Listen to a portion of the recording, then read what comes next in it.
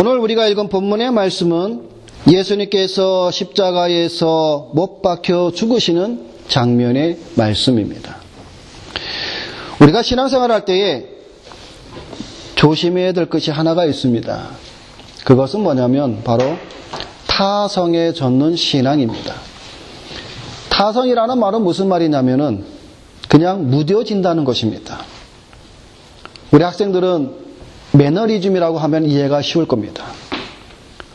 어떤 일에 우리가 타성에 젖고 매너리즘에 빠지게 되면 매일매일 그 삶 가운데 의미가 없습니다. 생명이 없습니다. 우리가 신앙생활을 하는 가운데 있어서도 이렇게 타성에 젖게 되어버리면 우리의 삶 가운데, 우리의 신앙 가운데의 생명은 사실 일어날 수가 없습니다.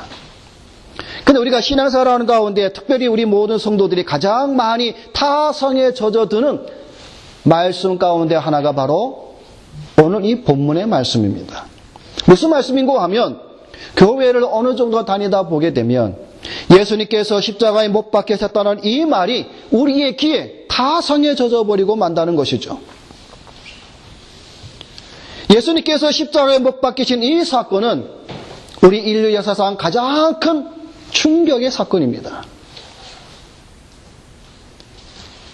옛날에 미국이 달나라의 아폴로 우주선이 도착했다는 그 소식이 수많은 사람들에게 충격을 주었듯이 또 요즘에 오늘날 우리 주변에는 수많은 사건 사고로 많은 사람들에게 충격적인 소식을 주고 있습니다.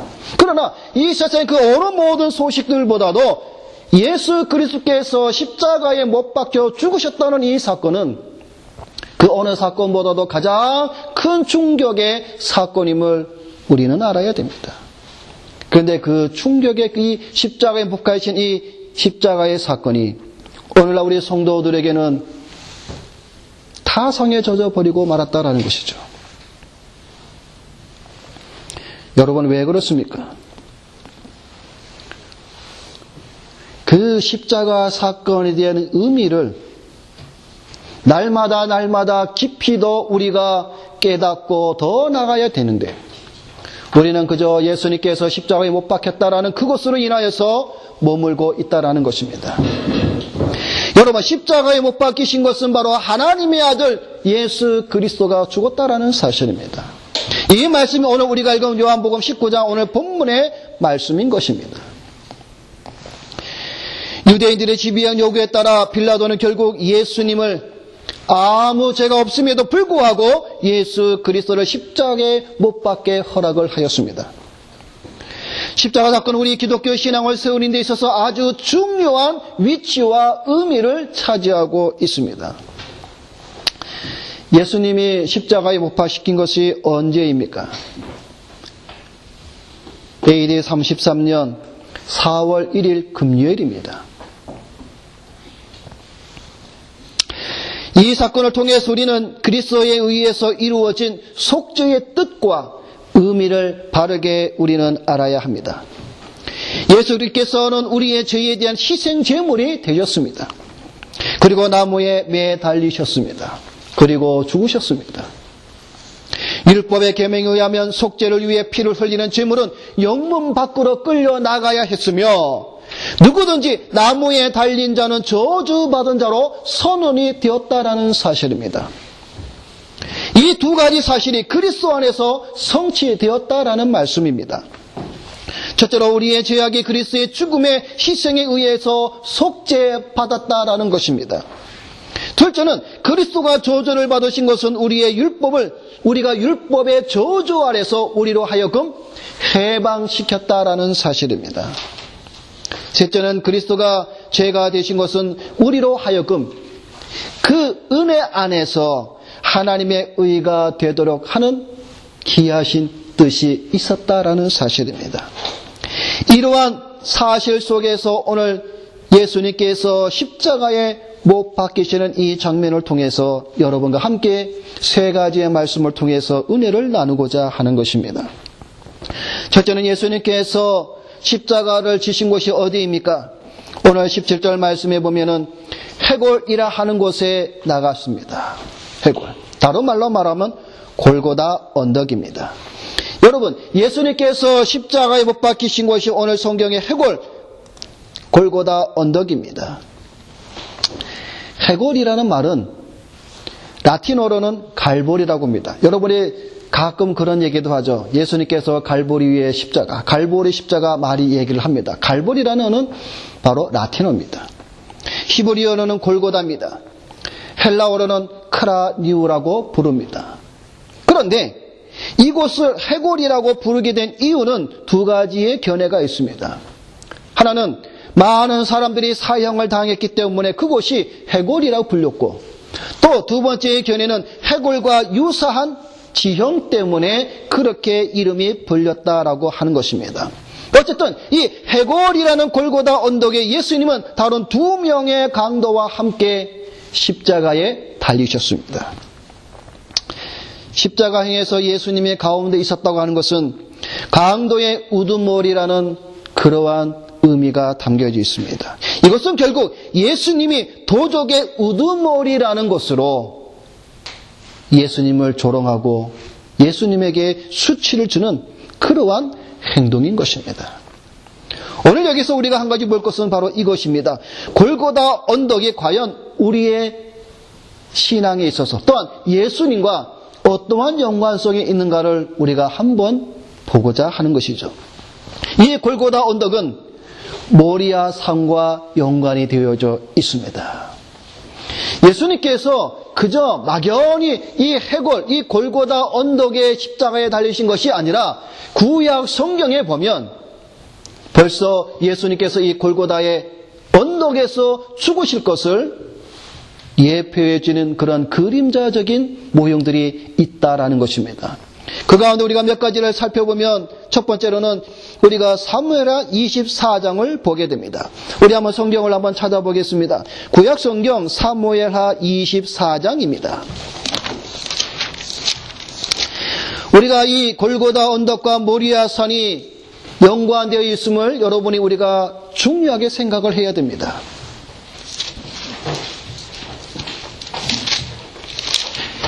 구약성경 506페이지 사무엘하 24장을 보게 되면 어떤 말씀이냐면은 다윗이 인구조사를 하는 사건이 나옵니다. 그런데 24장 1절에 보면은 이렇게 말씀을 하고 있습니다. 여호와께서 다시 이스라엘을 향하여 진노하사 그들을 치시려고 다윗을 격동시키사 가서 이스라엘과 유다의 인구를 조사하라 하신지라. 다윗이 이제 인구 조사를 하게 됩니다. 그런데 12절에 가서 보게 되면 하나님께서 선지자 갓에게 임한 그 말씀을 다윗에게 가서 말하라는 명령을 받은 이 선지자 갓이 이렇게 말을 합니다. 12절에 보면 가서 다윗에게 말하기를 여호와께서 이와 같이 말씀하시기를 내가 내게 세 가지를 보이리니 너를 위하여 너는 그 중에서 하나를 택하라. 다윗이 인구조사한 거에 대해서 하나님 앞에 범죄를 저질렀습니다. 그래서 하나님은 다윗에게 세 가지의 징벌 가운데 하나를 선택하라고 말씀하시는 것입니다. 그 세 가지 중에 하나의 선택을 한 것이 바로 무엇이냐면 사흘 동안 전염병을 다윗이 선택을 합니다. 15절에 이에 여호와께서 그 아침부터 정하신 때까지 전염병을 이스라엘에게 내리시니 단에서부터 부엘세바까지 백성의 죽은 자가 7만 명이라. 다윗이 범죄함으로 말미암아 징벌로 죽은 자가 7만 명입니다. 자, 그럴 때에 우리 16절, 17절, 18절 우리 다 같이 함께 읽어보겠습니다.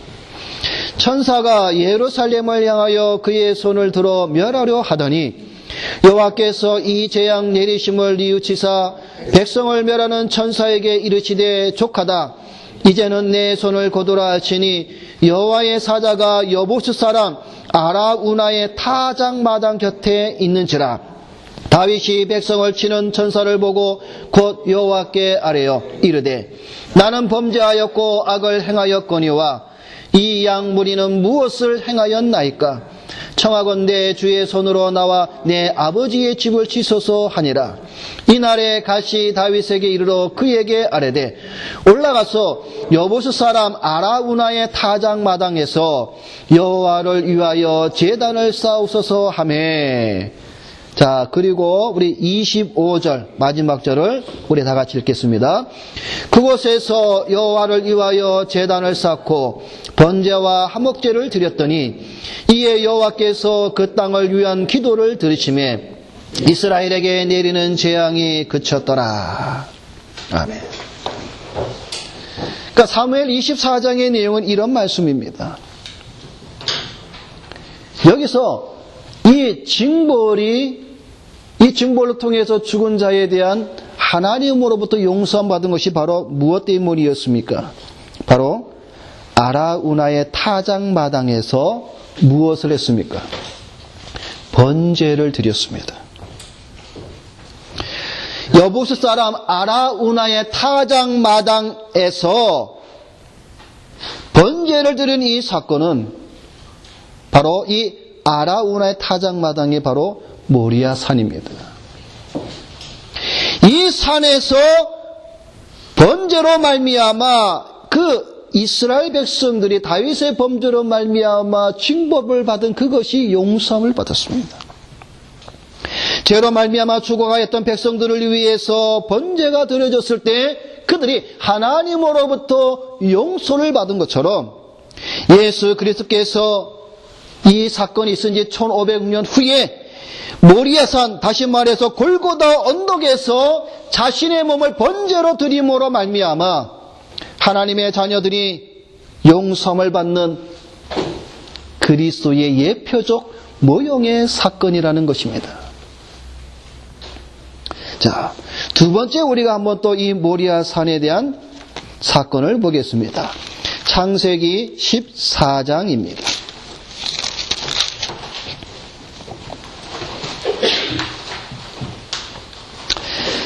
자, 성경 맨 앞에 있는 창세기 14장입니다.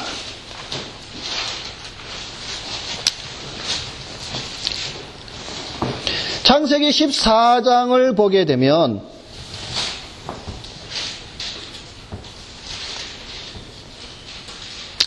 아브람이 자기의 조카가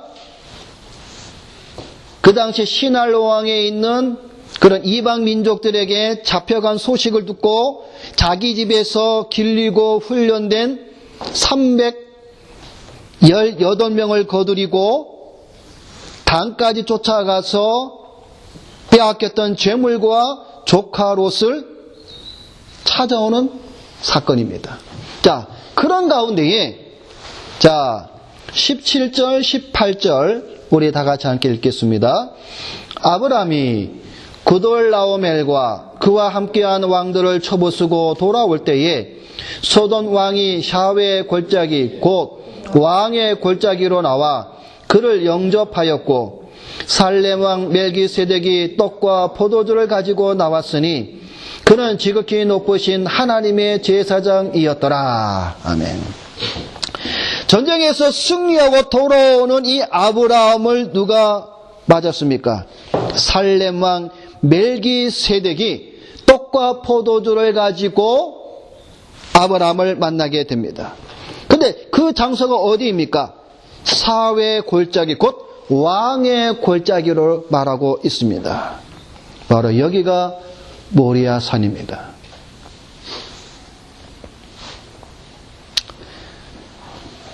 전쟁에서 승리하고 돌아온 아브라함을 축복하며 승리케 하신 하나님, 그에게 나온 이 멜기세덱은 대제사장이었다라고 말씀하고 있습니다.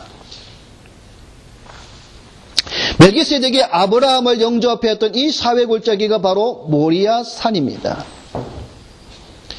이것은 무엇을 의미하고 있냐면 바로 예수 그리스도의 십자가 사역이 우리를 위한 제사장이 되시는 성경의 말씀, 그리스도의 예표적 모형이 되었다라는 또 하나의 사건인 것입니다. 마지막으로 우리 한 가지를 더 찾아보게 되면 창세기 22장입니다. 창세기 22장은 아브라함이 100세에 얻은 아들 이삭을 하나님께서 말씀에 따라 제물로 바치는 사건이 나옵니다. 한날 하나님께서 아브라함한테 나타나서 내 아들 독자 이삭을 번제물로 바치라고 명령을 받습니다. 그때 아브라함은 3일 길을 걸어서 한 장소에 옵니다. 근데 이 3일 길을 걸어오면서 성경을 보게 되면 이삭과 아브라함의 대화가 나옵니다. 그 대화 가운데 22장 2절을 보게 되면 2절은 이제 그 하나님께서 말씀하신 거고 몇 절을 보게 되냐면 7절을 보게 되면 이삭이 그 아버지 아브라함에게 말하여 이르되 내 아버지여 하니 그가 이르되 내 아들아 내가 여기 있노라. 이삭이 이르되 불과 나무니 있거니와 번제할 어린 양은 어디 있습니까? 그러니까 이삭이 궁금해서 물은 거죠. 다른 거는 다 준비되어 있는데 번제할 희생 제물이 없는 거죠. 그때에 8절에 아브라함이 아들에게 말합니다. 번제할 어린 양은 하나님이 자기를 위하여 친히 준비하시리라. 그리고 그들이 하나님이 정해놓으신 산에 도착을 합니다. 거기에서 아브라함은 자기 아들 이삭을 묻고 번제를 드리려고 칼을 들어서 그를 죽이려고 합니다. 그때 하나님께서 그를 부르셨습니다. 아브라함아 아브라함아 아브라함아. 그 아이의 몸에 손을 대지 마라. 그래서 하나님께서 아브라함에게 한 숯불에 걸려있는 순양을 보게 하시고 그 양을 잡아서 번제물로 드립니다. 그래서 그 땅 이름을 여호와 이레, 여호와께서 준비하시다라는 뜻의 이름이 되었습니다. 이 이삭을 번제로 바친 이 장소, 여기가 바로 모리아 산인 것입니다. 그러니까 우리가 구약의 성경을 통해서 볼 때에 예수님께서 골고다 언덕 그 십자가에 지신 그 사건은 아무렇게나 어느 한 장소에서 죽으신 것이 아니라 바로 구약에 이렇게 모리아 산에서 장차 하나님의 아들 메시아가 죽으실 것을 모형으로 보여진 사건을 통해서 우리가 알 수가 있는 것입니다. 바로 이런 것에서 예수님께서 십자가에 달려 죽으셨다라는 겁니다. 그 당시 사형수들은 자기가 매달려 죽을 십자가를 자신이 지고 걸어가게 되어져 있습니다. 우리가 요한복음 18장, 19장을 통해서 17장, 18장을 통해서 우리가 말씀을 보았듯이 예수님은 오랜 시간 동안 신문과 고통을 당하시어서 육체가 지칠 대로 지쳐있는 상태입니다. 다른 복음서를 보게 되면 예수님께서 이 십자가를 지고 골고다 언덕을 올라가실 때에 쓰러졌습니다. 그때 대신 이 십자가를 진 사람이 있습니다. 바로 구레네 사람 시몬이 이 십자가를 대신 지기도 하였습니다. 결국 골고다 언덕에 오르신 예수님은 그 십자가에 매달려 죽으셨다라는 사건입니다. 그렇기 때문에 여러분 우리가 이 골고다 언덕 이 사건을 볼 때에 구약에 나타난 그 모리아 산과 연관된 이 사건들을 여러분 우리가 늘 주의 깊게 우리는 그 의미를 생각하며 이 말씀을 보아야 할 것입니다. 두 번째로 오늘 본문에 있는 말씀을 통해서 볼 것은 바로 죄인의 명패입니다. 예수님이 십자가에 달리신 죄명은 일반 죄수자들의 죄명과는 완전히 달랐습니다. 성경에 말씀하고 있습니다. 나사렛 예수 유대인의 왕이라고 예수님의 명패가 쓰여졌습니다. 빌라도가 그리스의 명패에 유대인의 왕이라 쓴 것은 빌라도가 예수님이 그렇다고 생각해서 쓴 것이 결코 아닙니다. 빌라도가 이렇게 쓴 것은 바로 조롱함으로 예수 그리스도를 모욕하려는 뜻에 있습니다. 그래서 이 편은 세 가지 언어로 쓰여졌습니다. 히브리어와 라틴어와 헬라어로 쓰여져 있습니다. 여러 언어로 기록되었기 때문에 누구나 그 내용을 읽을 수가 있었습니다. 그런데 결국 이 제민의 명패는 결국 무엇을 드러내주고 있습니까? 그리스도가 만왕의 왕이라는 사실을 온 세상에 알리는 하나님의 섭리 가운데 펼쳐졌다는 사실입니다. 빌라도가 제명을 이렇게 쓰자 유대인들과 대제사장들은 기분이 좋지 않았습니다. 그래서 빌라도에게 이렇게 요구합니다. 유대인의 왕이라 쓰지 말고 자칭 유대인의 왕이라 쓰라고 요구를 합니다. 그러나 빌라도는 그것을 거부합니다. 빌라도는 이렇게 말합니다. 나의 쓸 것을 썼다 하면서 그대로 나사렛 예수 유대인의 왕이라고 기록하였습니다. 여러분, 예수님의 그 죄인의 명패는 사실 틀린 게 아니죠. 유대인의 왕으로서 이 땅에 오셔서 구속의 사역의 역사를 하셨습니다. 그 성경을 보게 되면 이렇게 말씀하고 있습니다. 마태는 이렇게 고백합니다. 유대인의 왕으로 나신 이가 어디 계시냐? 우리가 동방에서 그의 별을 보고 그에게 경배하러 왔노라. 마태는 유대인의 왕으로 나신이라고 분명히 말씀하고 있습니다. 또 성경을 보게 되면 그 머리 위에는 유대인의 왕이라 쓴 제패를 붙였더라. 마태도 동일하게 증거하고 있습니다. 요한복음 1장과 12장에 보게 되면 나다나엘이 대답하되 랍비여 당신은 하나님의 아들이시요 당신은 이스라엘의 임금입니다. 종려나무 가지를 가지고 맞으러 나가 외치되 호산나 찬송하리로다 주의 이름으로 오시는 이 곧 이스라엘의 왕이시여라고 많은 백성들이 환호하면서 종려 주의를 지킨 것을 우리는 말씀을 통해서 잘 알고 있습니다. 예수 그리스도가 죄인의 명패에 쓴 그 유대인의 왕, 그것은 당연합니다. 그런데 유대인들과 대제사장은 어떻게 하였습니까? 그것으로 신성 모독의 죄를 뒤집어 씌워서 그를 십자가에 못 박았다는 사실이죠. 그러나 우리가 분명히 알 것은 나사렛 예수 유대인의 왕이라는 그 예수님의 죄인의 명패는 당연하다는 것이죠. 우리가 고백할 것은 그는 유대인의 왕, 하나님의 아들입니다라고 우리가 고백해야 된다는 사실입니다. 마지막으로 세 번째로 우리가 볼 말씀은 오늘 세 번째로 보게 되면 그의 죽으심입니다.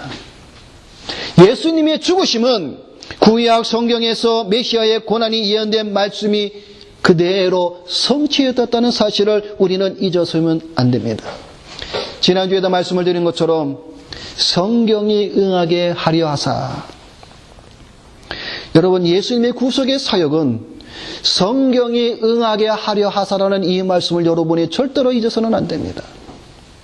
하나님께서 계획하시고 하나님께서 말씀하신 그 성경이 응하게 하려 그대로 성취되었음을 성경은 누누이 우리에게 말씀을 해주고 있는 것입니다.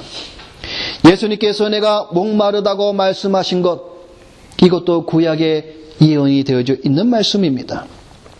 병사들이 제수의 다리뼈를 꺾을 때 예수님의 다리의 뼈는 꺾지 않는 것도 구약에 예언된 말씀입니다. 예수님이 십자가에 못 박혔을 때 군인들이 예수님의 겉옷을 치하여 옷을 넷으로 나눠서 제비 뽑아가는 이러한 것도 구약에 예언된 말씀이라는 사실입니다. 예수님에게 일어난 모든 일들은 그 어느 하나 구약 성경에 예언되지 않은 말씀들이 없었다라는 사실입니다. 이러한 구약의 예언은 한치 오차도 없이 그대로 이루어졌다라는 것입니다. 그 증거가 바로 시편입니다. 여러분, 시편 22편은 메시아의 고난에 대한 고난의 시편입니다. 그래서 제임스 목사님은 이 시편 22편을 통해서 메시아의 고난에 대한 예언의 말씀을 몇 가지로 설명을 하고 있습니다. 그 가운데도 오늘 이 시간 두 가지를 우리가 살펴보면 이렇습니다. 첫째는 시편 22편 1편 말씀을 우리 한번 살펴봅시다.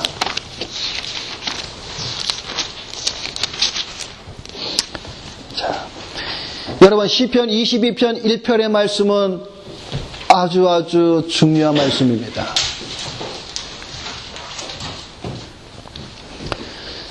우리 다 같이 우리 함께 읽겠습니다. 내 하나님이여 내 하나님이여 어찌 나를 버리셨나이까? 어찌 나를 멀리하여 돕지 아니하오시며 내 신음소리를 듣지 아니하시나이까? 여러분, 이 말씀을 보면 복음서에서 이 말씀과 비슷한 말씀을 여러분 생각이 나지 않습니까? 마태복음 27장에 이렇게 기록하고 있습니다.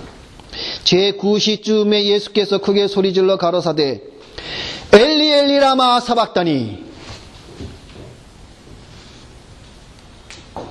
이는 곧 나의 하나님 어찌하여 나를 버리셨나이까 하는 뜻이라고 말씀하고 있습니다. 시편 22편 1절의 이 말씀은 바로 예수님께서 십자가 위에서 마지막 7마디를 하신 것 가운데 하나인 엘리 엘리 라마 사박다니라고 외쳤던 말씀입니다. 나의 하나님 어찌하여 나를 버리셨습니까? 라고 외치는 예수 그리스도의 외침인 것입니다. 시편 21편 1절에 있는 이 말씀은 바로 버림을 받으시는 그리스도의 모습을 나타내고 있다는 것입니다. 하나님은 예수 그리스도를 버리셨습니다. 우리의 죄로 인하여서 하나님의 가장 사랑스러웠던 아들 예수 그리스도가 우리의 죄 때문에 하나님으로부터 아버지로부터 버림을 받았다라는 것입니다. 그래서 예수께서 그 십자가 위에서 엘리 엘리 라마 사박다니,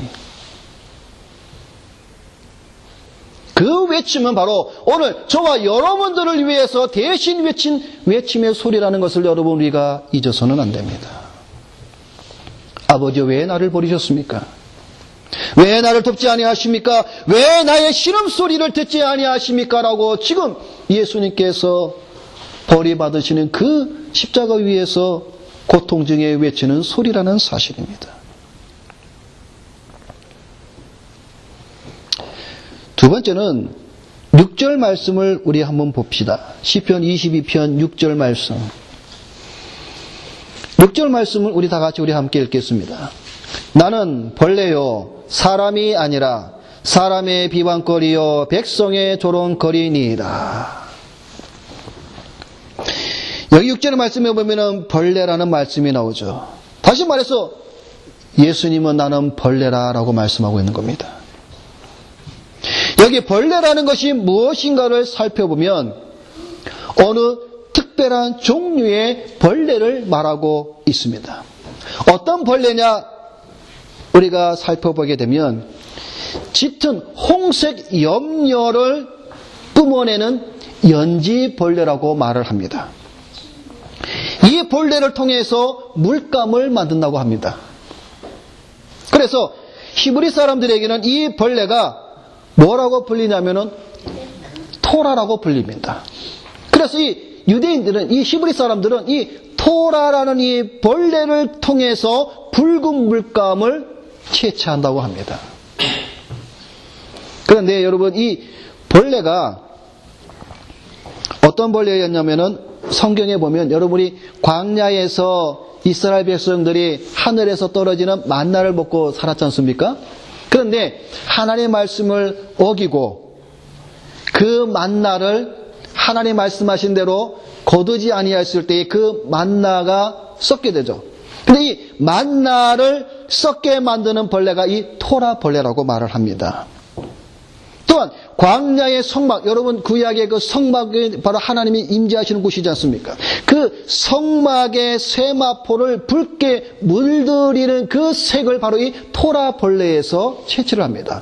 그래서 채취할 때 어떻게 채취를 하냐면 그 벌레를 으깨어서 거기에서 나오는 짙은 홍색 염료를 가지고 붉은 색을 나타내었다고 말을 합니다. 여러분 짐작이 가시죠? 그래서 여러분 구약 성경에 보게 되면 사무엘 하에 사울이 이스라엘 여자들에게 주홍 색깔 옷을 입으라고 명령을 내립니다. 다시 말하면 토라 벌레를 으깨 이어서 나온 피를 통해 여자들의 모든 의복을 붉게 만들었다라는 것입니다. 이것은 바로 예수님께서 자신을 토라 벌레로 생각하시어 자신의 백성들을 위해 자신의 몸을 으깨시고 찢으시사 거기에서 흘러나오는 그 보혈, 그 붉은 피로 말미암아 오늘날 그 하나님의 자녀들에게 그리스도의 의의 옷을 입혀주셨다라는 사실입니다. 이러한 사실들이 시편 22편에 담겨져 있다라는 겁니다. 그래서 시편 22편은 우리는 메시아 고난에 관한 대표적인 시 중에 하나라고 우리가 고백을 하는 것입니다. 시편 22편을 통해 버림받고 찢기시는 그리스도를 통해서 우리들은 구원과 자유를 얻었다라는 것입니다. 예수님은 오전 9시에 십자가에 달리셨습니다. 그리고 6시간 동안 그 십자가 위에 매달리셨습니다. 그리고 오후 3시에 숨을 거두셨습니다. 예수님께서 오후 3시에 죽으시기 전에 마지막으로 하신 말씀이 무엇입니까? 다 이루었다.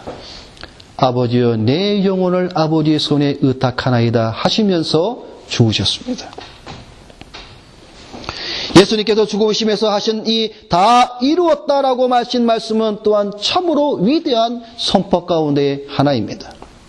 하나님의 섭리 가운데 하나님께서 그에게 주신 모든 구속의 사역을 다 완성했다라는 뜻입니다.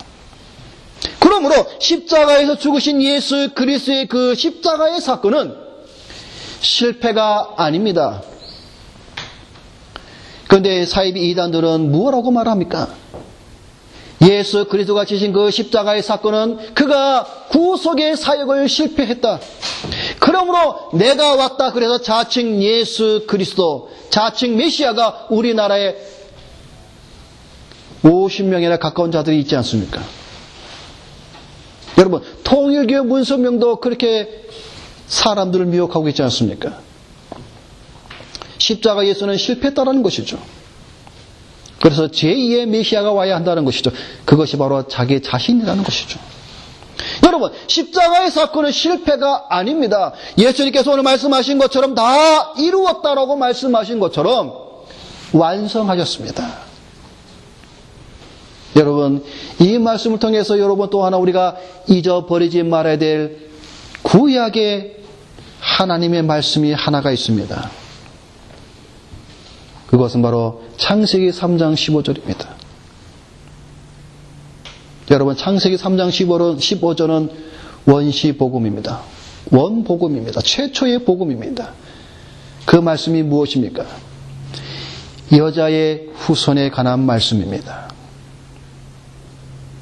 사탄은 발꿈치를 상하게 할 것이나 예수 그리스도는 사단의 머리를 짓밟으리라는 말씀이 예수께서 이 십자가 위에서 다 이루셨다라는 이 말씀을 통하여서 성취되었다는 것을 여러분 우리가 보아야 한다는 사실이죠. 이 다 이루었다는 이 말씀 속에 몇 가지의 말씀 가운데 우리가 분명히 알아야 될 것은 바로 예수 그리스도의 구속의 사역의 완성입니다. 여러분, 그리스도라는 말이 무슨 뜻입니까? 기름 부음 받은 자입니다. 그 기름 부음 받은 자의 직분이 무엇이 있습니까? 왕, 선지자, 제사장이죠. 다시 말해서 예수님께서 다 이루었다라고 말하는 이 말씀 속에는 선지자의 직분으로서, 제사장의 직분자로서, 왕의 직분자로서 모든 것을 다 이루셨다라는 겁니다. 메시아의 선지자직은 인간들에게 하나님을 계시하는 데 그 직무의 목적이 있습니다. 예수님은 이 직무를 완성하셨습니다. 이 땅에 오셔서 회개하라 천국이 가까워왔느니라. 하늘의 천국의 복음, 하나님의 말씀을 다 선지자로서 말씀을 하셨습니다. 예수님께서 제사장 직분을 감당하셨습니다. 요한이 고백합니다. 세상 죄를 지고 가는 하나님의 어린 양이로다. 메시아의 대속의 사역을 말씀하고 있습니다. 그것을 완전히 완성하셨습니다. 왕의 직분으로 완성하셨습니다. 우주 만물을 창조하시고 그것을 다스리며 통제하시는 제2위 하나님이신 성자 하나님. 그가 이 땅에 오셔서 왕으로서 그 직분을 다 감당하셨습니다. 그리고 그 명패에 나사렛 예수 유대인의 왕이라는 그 명패에 그가 왕후의 직분으로서의 모든 것을 이루셨다는 것을 우리에게 보여주고 있습니다. 십자가 위에서 다 이루셨다는 이 구속의 사역은 과연 누구를 위한 것입니까? 세상 모든 사람을 위한 것이 결코 아닙니다. 자기 백성을 저희 죄에서 구원할 자의 이름인 예수, 이 이름의 뜻처럼 자기의 백성, 다시 말해서 창세전에 하나님께서 택하신 자기들의 백성들을 위해서 이 구속의 사역을 다 이루셨다라는 것입니다. 그리고 십자가 위에서 죽으셨습니다. 그리고 오늘 본문 하반절 말씀에 예수님께서 십자가에 죽으신 후에 예수님을 따르다던 자들 중에 아리마대 요셉, 그는 한 번도 사용하지 않은 새 무덤에 예수님의 시체를 안장하였습니다. 말씀을 맺습니다. 나사렛 예수 유대인의 왕으로 십자가에 죽으신 예수님은 하나님의 아들입니다. 오늘 이 십자가 아래 서 있는 여러분들은 예수님의 흘리신 보혈로 말미암아 구원과 자유함을 얻은 은혜의 시간이 되시기를 바랍니다. 옆에 사람, 남편, 아내, 친구, 그것을 여러분이 생각하기 전에 먼저 여러분 스스로, 여러분 자신이 지금 내가 십자가 아래 주님께서 보혈을 흘리고 계시는 그 십자가 아래 우리 스스로가, 여러분 스스로가 서 있음을 여러분이 아시고 십자가에 대신 예수님을 향해서 나의 구원자여, 나의 메시아여, 하나님의 아들이시라고 고백하시는 여러분이 되시기를 주님의 이름으로 부탁을 드립니다. 기도하겠습니다.